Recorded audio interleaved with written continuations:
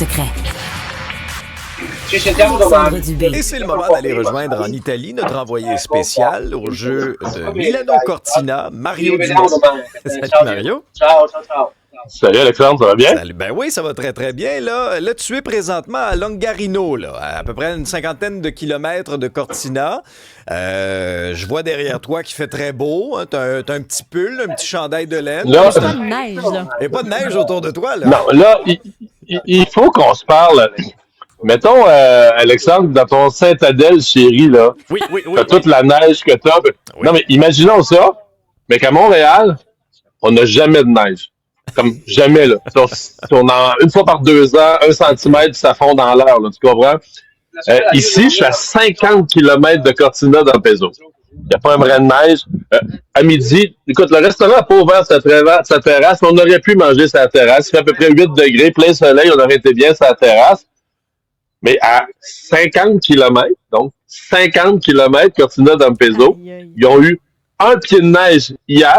C'est fou, je t'ai fait un pied hier. Il y avait eu un pied la veille. Donc, ils ont eu presque 2 pieds de neige en 2 jours. Et là, c'est là qu'on s'en va, tu sais, puis c'est là qu'il y a les jeux d'hiver. Mais c'est juste pour donner une idée. Puis bon, on n'est pas habitués, nous, à penser. On dit, oui, il y a des montagnes, et Laurentides, c'est des montagnes. Mais tu sais, à l'échelle du monde, c'est des collines, tu sais, c'est des petites montagnes. On n'est pas habitué à penser aux Dolomites, aux Alpes, aux grosses montagnes, où l'écart entre l'altitude, la haute altitude, puis là-bas, bien sûr, mais quand même ce qu'ils appellent les pré-Dolomites, dans le début des Dolomites, mais avec beaucoup moins d'altitude.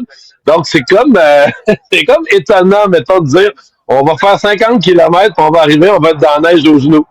Ben là, c'est clair. Donc, j'en comprends que tu n'as pas mis tes chaînes sur tes pneus encore, Mario. Ça viendra. Hein? On ne devrait pas en avoir besoin. Écoute, okay. J'ai lu là un peu. Ils disent que c'est le bordel. J'ai lu pas mal dans les 24 dernières heures en m'en venant ici, puis ils disent que c'est le bordel. Mais j'ai l'impression, écoute, je vais tout me dédire dans 2 jours, mais j'ai l'impression que les conseils qu'ils donnent de conduite hivernale s'adressent à des gens de Milan ou de l'Italie ou d'ailleurs qui connaissent pas l'hiver. Je suis pas sûr que ça s'adresse à un gars qui a vécu dans le bas du fleuve, qui a été député, puis qui allait dans des activités de comté à Saint-Rita, puis Saint-Cyprien, dans les tempêtes de neige, là, tu comprends? Il y a peut-être un écart perceptuel où ils avertissent des gens qui ont jamais vu de la neige de ce que c'est que la conduite hivernale, là, tu sais. Aïe. Hey, raconte-nous un peu ce que tu as vu, ce que tu as vécu, entre autres, en patinage artistique. Nous, on le voit à la télévision. C'est beau. Magnifique, c'est gracieux. C'était magnifique hier soir, pour vrai. C'était un petit peu, je fais un commentaire, c'était un petit peu dispendieux. Là, c'est l'activité la plus chère qu'on allait. Mais au point qu'on a hésité, on le fait dessus, ben, il fallait. Magnifique. Puis, on dirait, tu sais, c'est sûr que c'est très partisan, les jeux, mais pas le patinage artistique. Je veux dire, même, tu sais, mettons, autour de nous, il y avait des Allemands.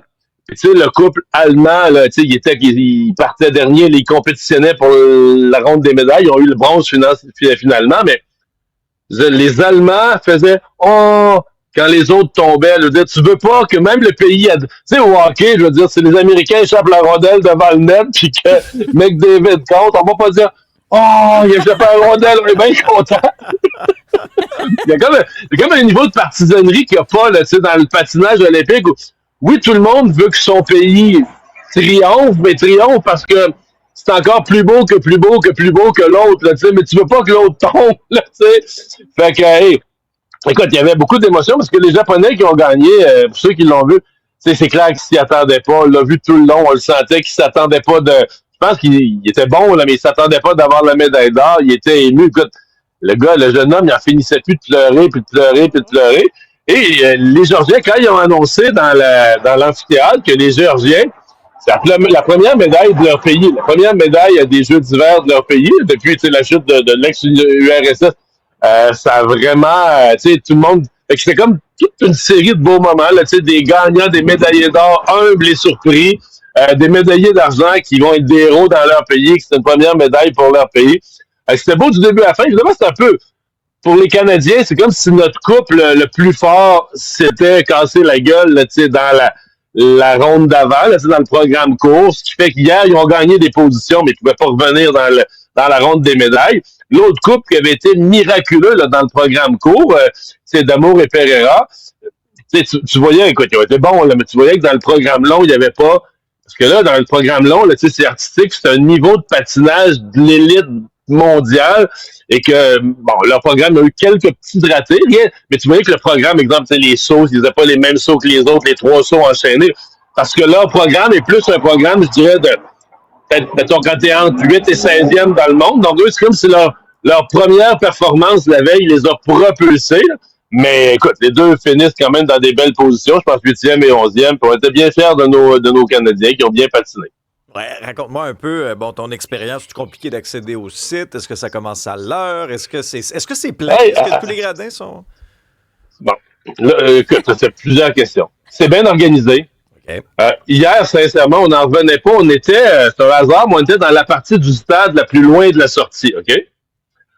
Puis je te dirais là que 13 minutes après le moment où on a décidé on quitte notre siège, peut-être 15 minutes, on était assis dans le métro, là. Okay.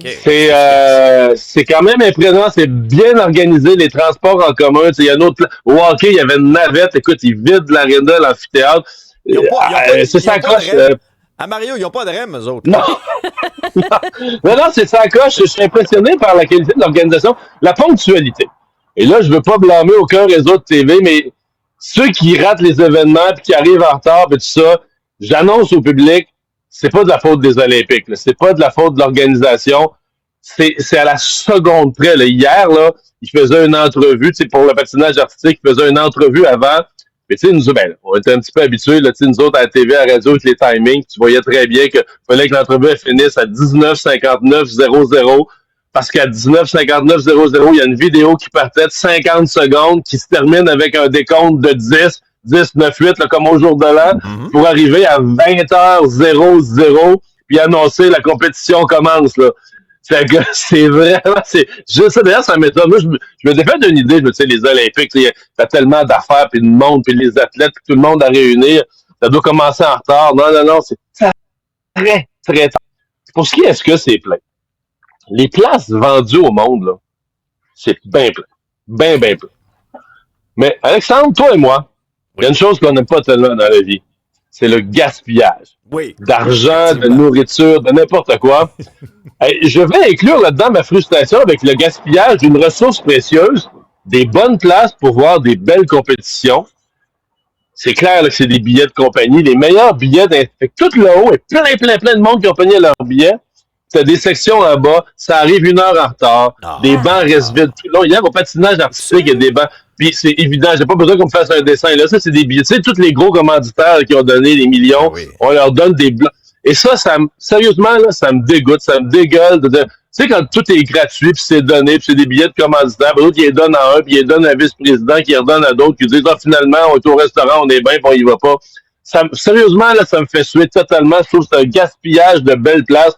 Puis les billets sont vendus cher, les gens se seraient battus pour en avoir, puis il y a des scalpers jusqu'à la dernière minute, des gens en cherchent, puis tu as des places meilleures en bas qui restent libres tout le long, gaspillage éhonté. Voilà, c'est dénoncé. C'est clair. Hey Mario, prends une petite coupe de vin à notre santé. On te salue, puis on se reparle demain.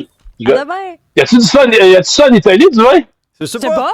Tu nous diras ça. Je vais vérifier. Je vais vérifier ça. Salut.